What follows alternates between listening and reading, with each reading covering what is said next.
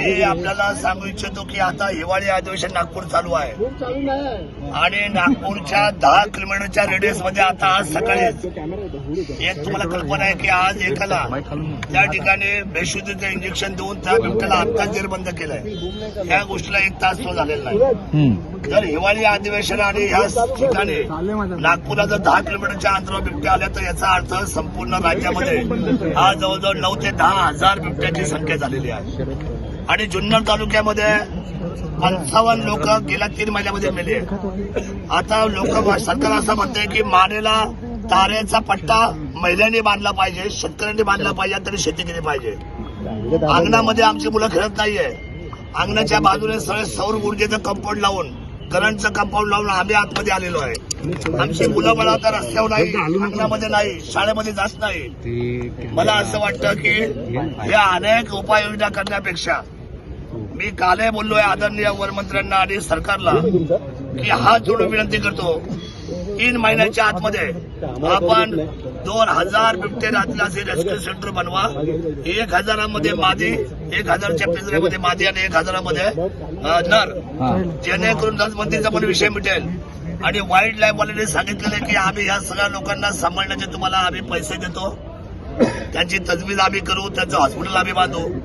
तातडीने शासनाने हे अधिवेशन संपायच्या अगोदर कुठल्याही परिस्थितीमध्ये 2 रेस्क्यू सेंटर, एक जुन्नर तालुक्यामध्ये आणि एक अहिल्यानगरमध्ये बनवावं, जेणेकरून हे आता इथून पुढे बिबटे हे तुम्हाला ट्रॅप करून त्याला बेशुद्ध करून त्याची आपल्याला एक आपण काय होतं त्याला ब्लू स्टार ऑपरेशन, आपल्याला अतिशय मायक्रो ऑपरेशन करावं लागेल आणि ह्या लोकांना उचलून तुम्हाला जेरबंद करावं लागेल, त्यांना तिथे बसून खायला घाला. आज तुम्ही म्हणता की शेळ्या सोडणार, शेळ्या सोडून होणार नाही. त्या शेळ्या मुळात हे लोक जंगलातच राहत नाही. ही लोक जी राहतात ही सर्व राहतात उसाच्या आणि आमच्या घराजवळ, जंगलाचा प्रश्नच राहत नाहीये. त्यामुळे ही काय तज्ञ लोकांची आदरणीय मंत्री महोदय जे सल्ले देतात त्या सर्व सचिवांना माझी विनंती आहे, आपण मुंबईमध्ये राहता, फ्लॅटमध्ये राहता, आपण सिक्युरिटीमध्ये राहता, तुम्हाला ग्रामीणची अवस्था माहीत नाही, तुम्हाला जनतेची अडचण माहीत नाही. 3-3 महिन्याचं बाळ, 4 वर्षाचं बाळ, 6 वर्षाची बाळं, आता महिला भगिनी शेती करताना या सकाळ दुपार संध्याकाळ बरं आता दिवसा पण हल्ले व्हायला लागलेत. आज दिवसा माणसं बाहेर पडते त्यांच्या डायरेक्ट अंगावर येतो. त्यामुळे मला असं वाटतं बिबटचा विषय अतिशय भयंकर आहे आणि आपण राज्य आपत्ती घोषित केली पाहिजे बिबट्याच्या बाबतीत, राज्य आपत्ती. आणि राज्य आपत्ती घोषित करून तातडीने मुख्यमंत्र्यांनी सुमोटो आजच्या आज निर्णय केला पाहिजे की 2 रेस्क्यू सेंटर, हजार बिबटे आपल्याला जेरबंद करतील आणि जेरबंदची मोहीम ही राज्य शासनाने राबवली पाहिजे आणि कोणत्याही परिस्थितीमध्ये या बिबट्यांचा बंदोबस्त केला पाहिजे. इथून पुढे एक सुद्धा बळी सर्वसामान्य शेतकऱ्यांचा आम जनतेला मान्य नाही. आणि जर असा एक जरी बळी इथून जात असेल तर मला असं वाटतं की आपण सगळे जबाबदार आहे, सरकार जबाबदार आहे. जसं प्राणी महत्वाचा आहे, एक तर आम्ही जंगलात जात नाही, तो जंगलातला प्राणी आता आमच्याकडे राहायला आलेला आहे. त्यामुळे आम्ही फॉल्टेड नाही, फॉल्टेड आता तो प्राणी आहे. एक तर त्याला इतके पिल्ल होतात, तो माणसाच्या असलेल्या प्रजातीमधला आहे. त्याला खरं तर वर्ल्ड वाईड मध्ये कसं काय त्याला 1 नंबर मध्ये घेतलाय, तो खरं तर मी तुम्हाला सांगतो शेड्यूल 2 मध्ये जायला पाहिजे. हा शेड्यूल 1चा नाहीच. त्यामुळे आज फार मोठ्या संख्येने बिबट्याचा वावर होतोय, हल्ले होत आहेत, माणसं मरतायत, लहान मुलं मरतायत. मी मनापासून माझ्या मायबाप सरकारला विनंती करतो, एकनाथजी शिंदे साहेब तिथे तातडीने आले होते, त्यानंतर वनमंत्री आले होते. माझी विनंती आहे, बाकी काय उपाययोजना आणि भरपूर पैसा सरकारचा घालवण्यापेक्षा आणि प्रत्येक माणसाला 25 लाख रुपये देण्यापेक्षा माणूसच जाणार नाही याची काळजी तुम्ही घ्या. शासनाचा योग्य अशा ठिकाणी पैशाचा वापर करा. आणि माझी विनंती पुन्हा एकदा मुख्यमंत्री आणि वनमंत्र्यांना आहे, आजच्या आज सुमोटो आपण कुठलाही मागे पुढे कारण न देता तातडीने फॉरेस्टच्या लँड सुद्धा अवेलेबल आहे. जुन्नरच्या आमच्या कुरण खानापूरला जवळजवळ 48 हेक्टर जागा, ज्याच्या तुम्ही 1000 रेस्क्यू सेंटरच्या बनवू शकता आणि 1000 रेस्क्यू सेंटर तुम्ही अहिल्यानगरला बनवू शकता. जागा मुबलक आहे, कामाला सुरुवात करा. आणि 90 दिवसाच्या आतमध्ये एकही बिबट्या महाराष्ट्रामध्ये फिरणार नाही याची दखल मात्र आदरणीय मुख्यमंत्री आणि वनमंत्र्यांना घ्यावी लागेल. ही आग्रहाची विनंती आपल्या सर्व चॅनलच्या माध्यमातून माझ्या पत्रकार बांधवांना मी धन्यवाद देतो. अतिशय संवेदनशील विषयावर हा मुद्दा राज्य पातळीचा आहे आणि राज्य तुम्ही खरं तर त्या ठिकाणी सोनवणे साहेब घोषित करा. सोनवणे साहेब मंत्र्यांनी नसबंदी संदर्भात आश्वासन दिलेलं आहे. मंत्र्यांनी नसबंदी संदर्भात आश्वासन दिलं होतं. त्याचबरोबर ती जी बिबट वस्ती आहे त्या ठिकाणी भिंत बांधण्याचं देखील आश्वासन दिलेलं आहे. यातून काय मार्ग निघेल? मी आपल्याला सांगतो, हे मार्ग फोल झालेले आहेत. आम्ही गेले 20 वर्ष हा लढा लढतोय. 2014ला मी बोललो होतो की बिबट वाढणार आहे. 10 वर्षापूर्वी कोणी याचा मनाव घेतलेला नाही. त्याची प्रजनन शक्ती मी त्यावेळेला बोललो होतो. मला त्यावेळेला माहित होतं की लांब पल्ल्याचा हा सगळ्यात मोठा धोका आहे. शासन त्यावेळेला मनाव घेतलेला नाही. त्यावेळेला बिबट सफारी मी मागितली होती.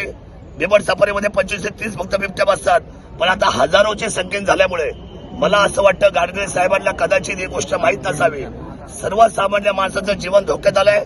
शेत्या आमच्या आता उजाड झालेल्या आहेत आणि कुठलाही शेतकरी काम करायला मागत नाही. जीवाच्या भीतीने दिवसा हल्ले होतात, सायंकाळी हल्ले होतात, रात्री हल्ले होतात, पहाटे हल्ले होतात. या भिंती बांधणं, शेळ्या सोडणं या उपाययोजना होऊ शकत नाही. नसबंदी करण्याच्या पेक्षा यांनी आपली ताकद वाया घालवण्यापेक्षा 2 रेस्क्यू सेंटर उभे करा. ते दिसतील त्यांचा पाठलाग करा.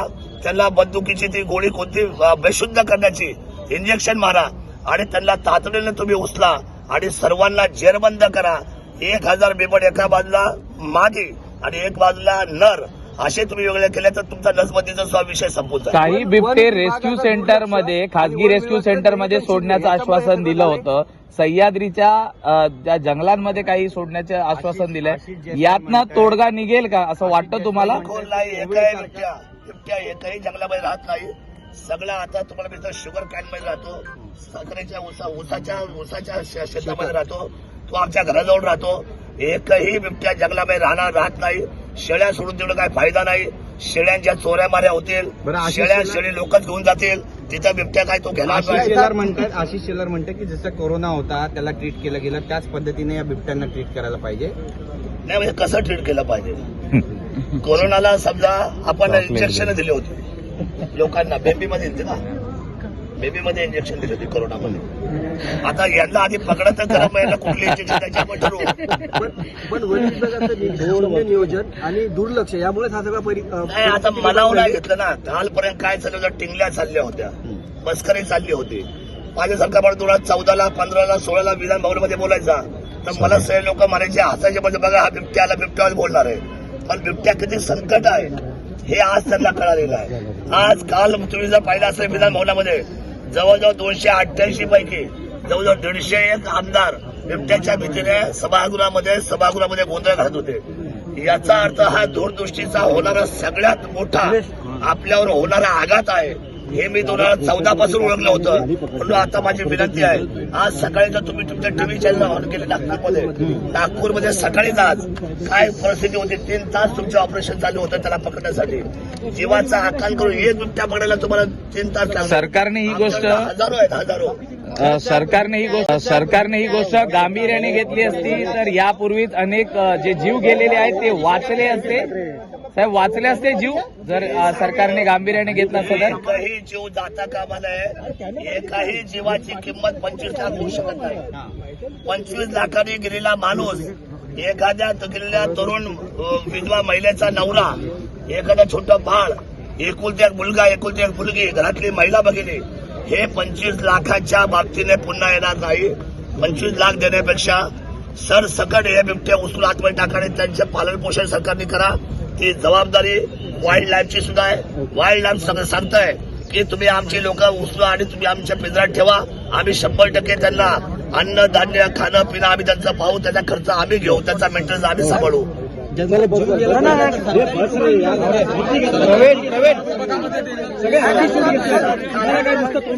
सरकारी नोकरी मिळत नाही आणि अशा कायद्यामध्ये तरतूद नाही. चला